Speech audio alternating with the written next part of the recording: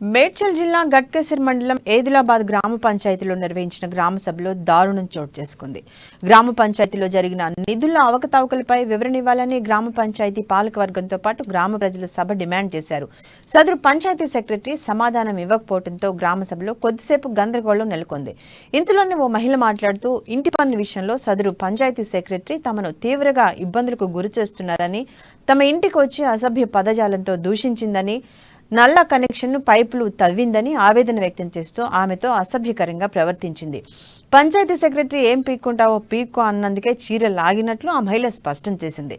ఘటనపై panchayat secretary Ghatkesar police స్టేషన్లో ఫిర్యాదు చేయడంతో పోలీసులు కేసు నమోదు చేసుకుని దర్యాప్తు చేస్తున్నట్లు సమాచారం.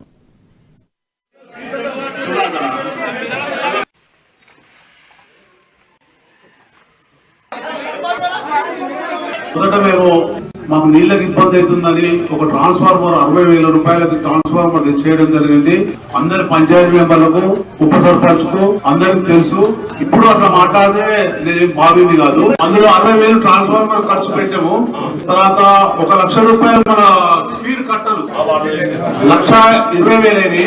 తర్వాత 50,000 ప్రతిమై ఇక్కడ మనకు ఊరికి ఎంబీబీఎస్ డాక్టర్ వస్తుందంటే వాళ్ళు ఏమేమి కావాల్సి ఉంటే దాంట్లో అన్ని సదుపాయాలు మన పంచాయతీ మెంబర్, గౌరవ పంచాయతీ మెంబర్ అంజయ్య గుండంజనే